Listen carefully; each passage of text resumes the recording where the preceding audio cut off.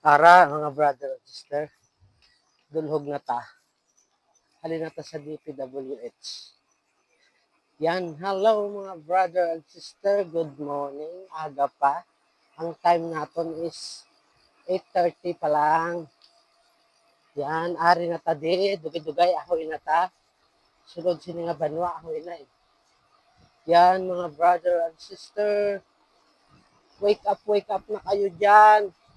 Kay medyo okay pa ang chimpo. Sunod ni basi buwas, hindi na ni maayo ang chimpo. Kay kinanglan kalitan ta subong kay maayo pa ang chimpo. May bagyo nga daan subong, may bagyo mga brother and sister.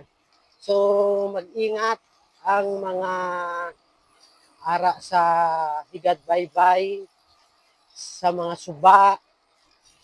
Iba yung pag-iingat mga brother and sister kung ang inyong nga barangay pag nag-declare ng evacuation, mag-evacuate na. Okay, mga brother and sister, mga brother and sister, safety first tayo. Yan, panoorin yung ruta ko.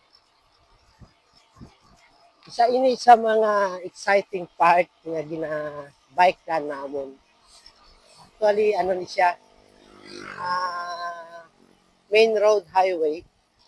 Kaso lang, takason, papuli ako dulhugon. Yan. Bituka ng manok daw, sabi nila. Yan, mga brother and sister, enjoy watching my video. Sana hindi kayo magsawang manood sa video ko. Yan. Dito lang yan sa may Barotac Nuevo. Viejo pala, Viejo, sorry. Barotac Viejo. Woo! Yan, may nasugata ako. May isa ka bikers. So, ride safe always, mga brother and sister. Kung sakali man, ito ang biking ko ngayon. Kung abutan ako sa ulan, wala ka mahimo, rain or shine, gid ang aton nga ruta.